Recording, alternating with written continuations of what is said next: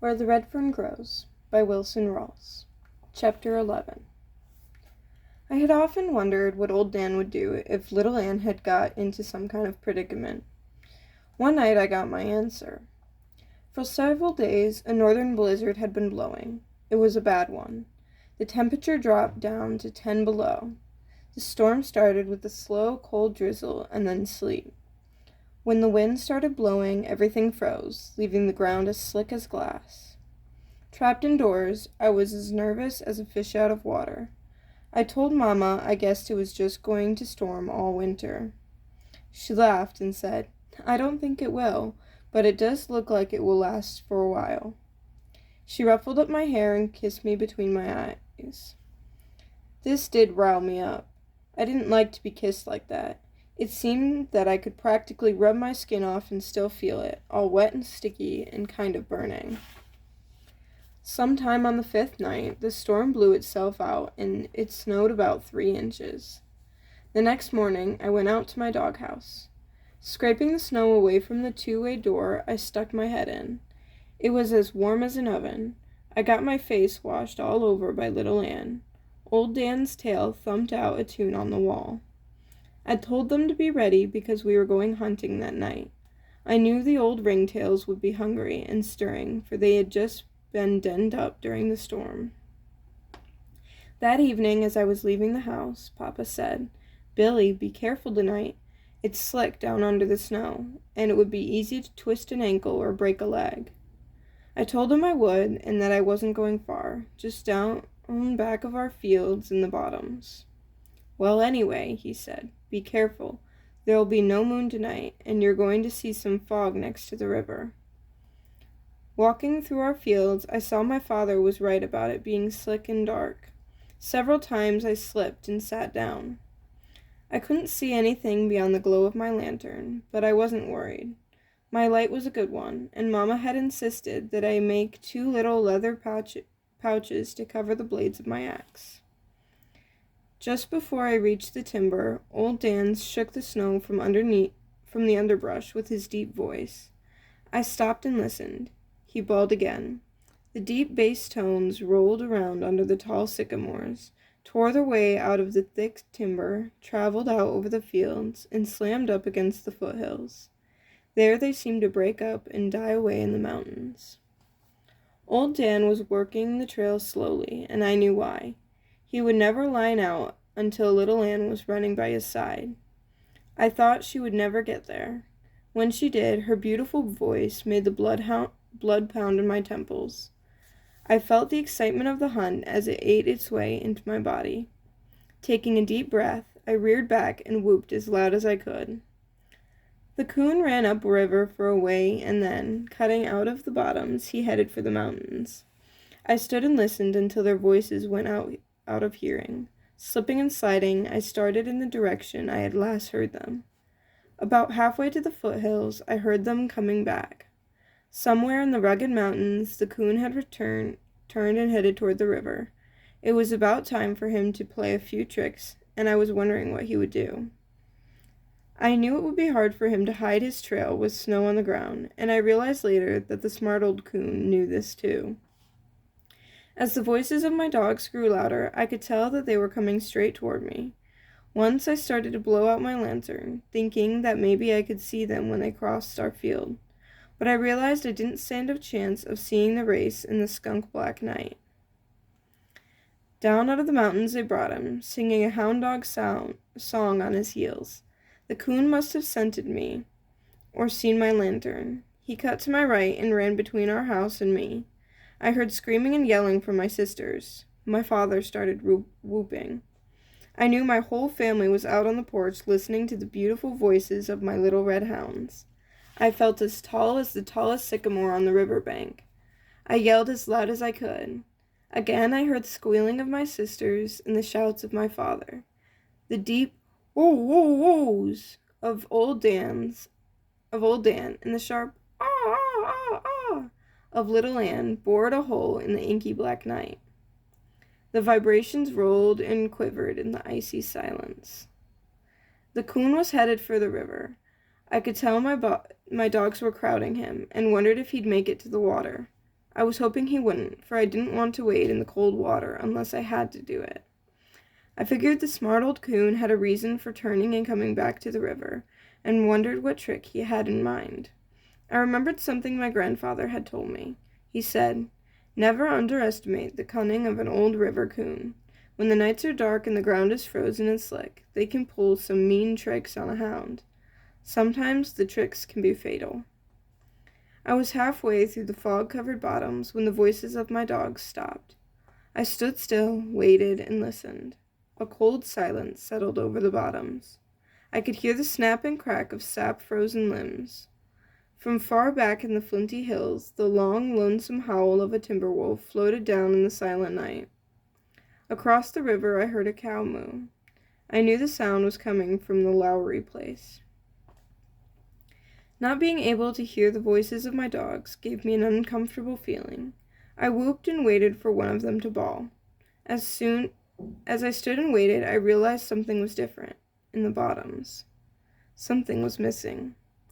I wasn't worried about my dogs. I figured that the coon had pulled some trick, and sooner or later they would unravel the trail. But the feeling that something was just not right had me worried. I whooped several times, but still could get no answer. Stumbling, slipping, and sliding, I started on. Reaching the river, I saw it was frozen over. I realized what my strange, uneasy feeling was. I had not been able to hear the sound of the water. As I stood listening, I heard the gurgling out in the middle of the stream. The river wasn't frozen all the way across. The still, eddy waters next to the banks had frozen, but out in the middle, where the current was swift, the water was running, leaving a trough in the ice pack. The gurgling sound I had heard was the swift current as it sucked its way through the channel. The last time I had heard my dogs, they were downstream from me. I walked on, listening. I hadn't gone far when I heard old Dan. What I heard froze the blood in my veins. He wasn't bawling on a trail or giving the tree bark. It was one long, continuous cry. In his deep voice, there seemed to be a pleading cry for help. Scared, worried, and with my heart beating like a churn dasher, I started toward the sound. I almost passed him, but with another cry, he let me know where he was. He was out on the ice pack.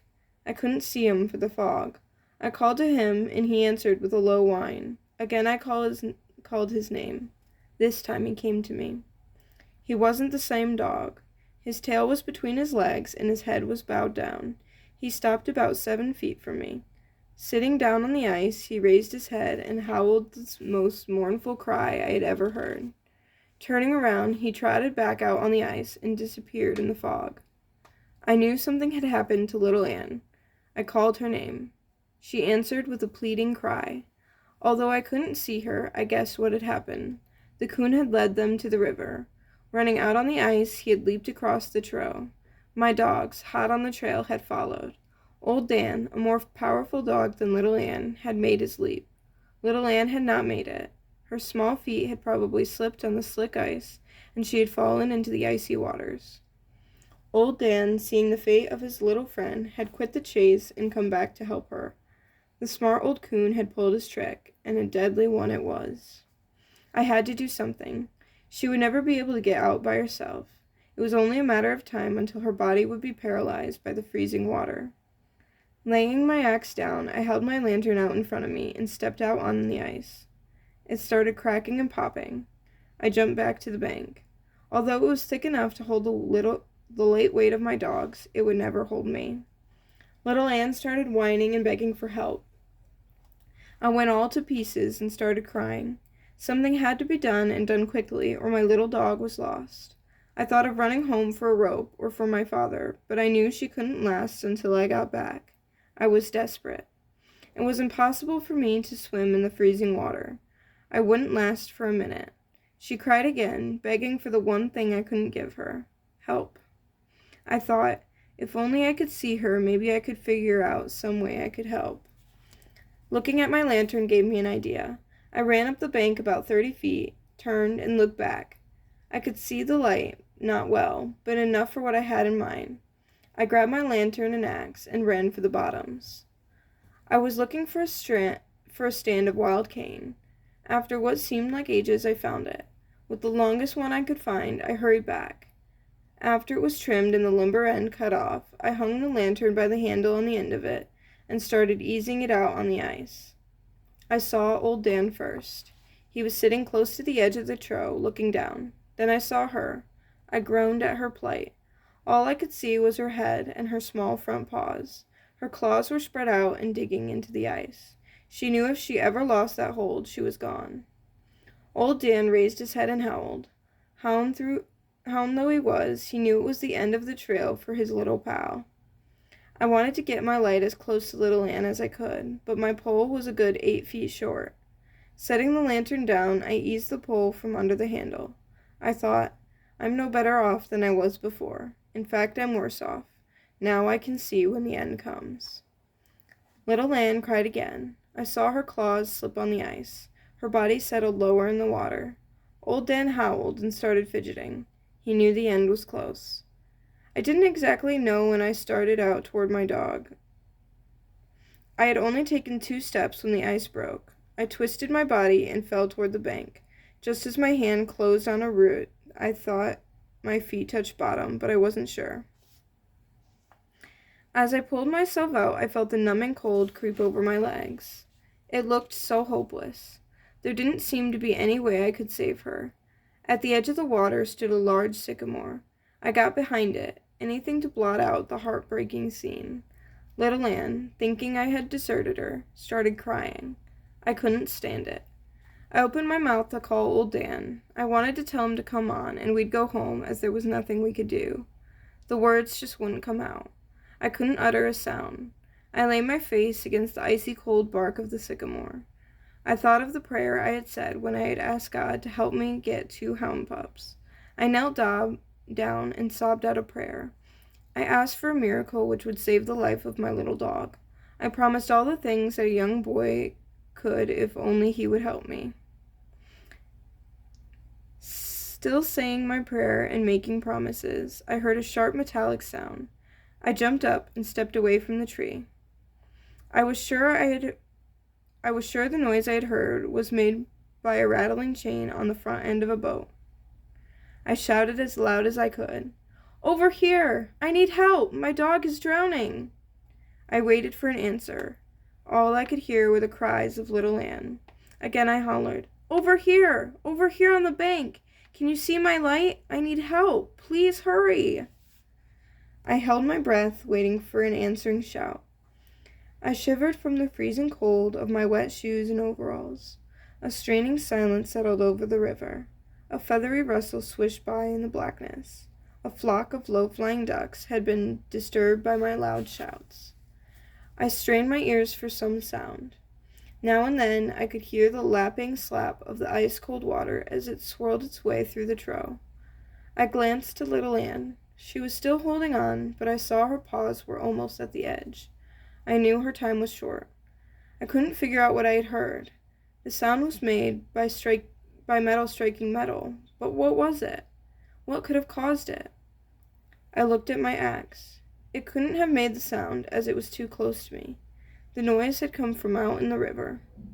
When I looked at my lantern, I knew that it had made the strange sound. I had left the handle standing straight up when I had taken the pole away. Now it was down. For some unknown reason, the stiff wire handle had twisted in the sockets and dropped. As it had fallen, it had struck the metal frame, making the sharp metallic sound I had heard. As I stared at the yellow glow of my light, the last bit of hope faded away. I closed my eyes, intending to pray again for the help I so desperately needed. Then, like a blinding red flash, the message of the lantern bore its way into my brain. There was my miracle. There was the way to save my little dog. In the metallic sound I had heard were my instructions. They were so plain I couldn't help but understand them. The bright yellow flames seemed to be flickering and dancing. It seemed to be saying, "Hurry, you know what to do." Faster than I had ever moved in my life, I went to work. With a stick, I measured the water in the hole where my feet had broken through the ice. I was right. My foot had touched bottom. 18 inches down, I felt the soft mud. With my pole, I fished the lantern back to the bank. I took the handle off, straightened it out, and bent the hook in one end. With one of my shoelaces, I tied the wire to the end of the cane pole. I left the hook sticking out about 6 inches beyond the end of it. I started shouting encouragement to little Anne. I told her to hang on and not give up, for I was going to save her. She answered with a low cry. With the hook stuck in one of the ventilating holes in the top of my light, I lifted it back out on the ice and set it down. After a little wiggling and pushing, I worked the hook loose and laid the pole down. I took off my clothes, picked up my axe, and stepped down into the hole in the icy water. It came to my knees. Step by step, breaking the ice with my axe, I waded out. The water came up to my hips, and then to my waist. The cold bite of it took my breath away. I felt my body grow numb. I couldn't feel my feet at all, but I knew they were moving. When the water reached my armpits, I stopped and worked my pole toward little Anne. Stretching my arms as far out as I could, I saw I was still a foot short. Closing my eyes, I gritted my teeth and moved on. The water reached my chin. I was close enough. I started hooking at the collar of little Anne. Time after time, I felt the hook almost catch. I saw I was fishing on a wrong angle.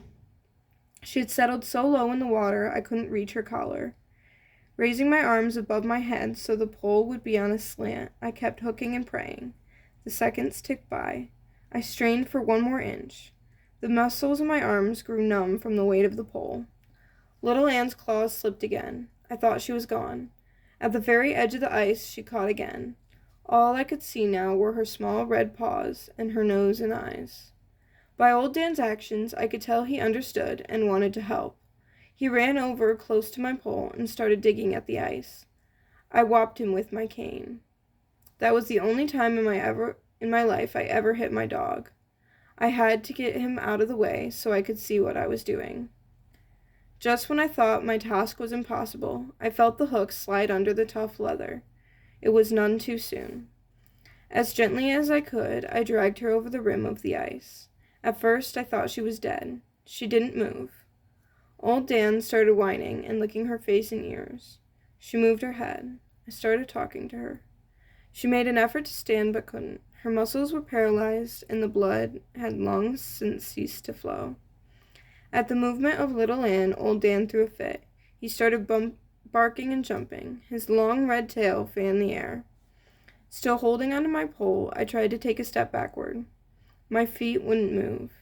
A cold, gripping fear came over me. I thought my legs were frozen. I made another effort to lift my leg. It moved.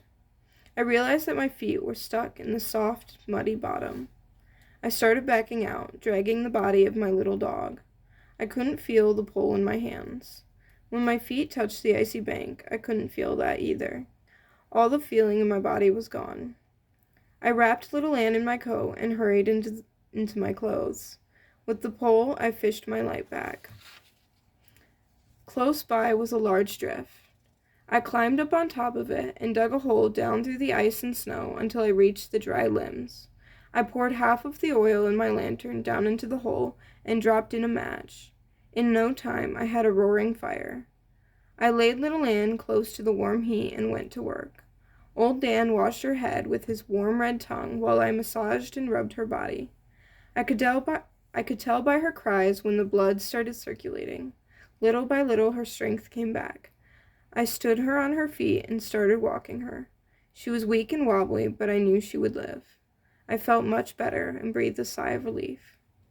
After drying myself out as best I could, I took the lantern handle from the pole, bent it back into its original position, and put it back on the lantern. Holding the light out in front of me, I looked at it. The bright metal gleamed in the firelight glow. I started talking to it. I said, "Thanks, old lantern. More than you'll ever know. I'll always take care of you. Your globe will always be clean, and there'll never be any rust or dirt on your frame." I knew if it had not been for the miracle of the lantern, my little dog would have met her death on that night. Her grave would have been the cold, icy waters of the Illinois River. Out in the river, I could hear the cold water gurgling in the icy trough. It seemed to be angry. It hissed and growled as it tore its way through the channel. I shuddered to think of what could have happened. Before I left for home, I walked back to the sycamore tree. Once again I said a prayer, but this time the words were different. I didn't ask for a miracle. In every way a young boy could, I said thanks. My second prayer wasn't just said with words. All of my heart and soul was in it. On my way home, I decided not to say anything to my mother and father about little Anne's incident. I knew it would scare Mama, and she might stop my hunting. Reaching our house, I didn't hang the lantern in its usual place. I took it to my room and set it in a corner with the handle standing up. The next morning, I started sneezing and came down with a terrible cold. I told my mama I had gotten my feet wet. She scolded me a little and started doctoring me. For 3 days and nights I stayed home. All this time I kept checking the handle of my lantern. My sisters shook the house from the roof to the floor with their playing and romping, but the handle never did fall. I went to my mother and asked her if God answered prayers every time one was said. She smiled and said, "No, Billy, not every time. He only answers the ones that are said from the heart. You have to be sincere and believe in him." She wanted to know why I had asked. I said, "Oh, I just wondered and wanted to know." She came over and straightened my suspenders, saying, "That was a very nice question for my little Daniel Boone to ask." Bending over, she started kissing me. I finally squirmed away from her, feeling as wet as a dirt dauber's nest.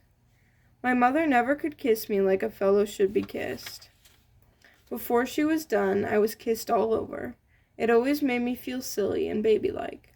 I tried to tell her that a coon hunter wasn't supposed to be kissed that way, but Mama never could understand things like that. I stomped out of the house to see how my dogs were.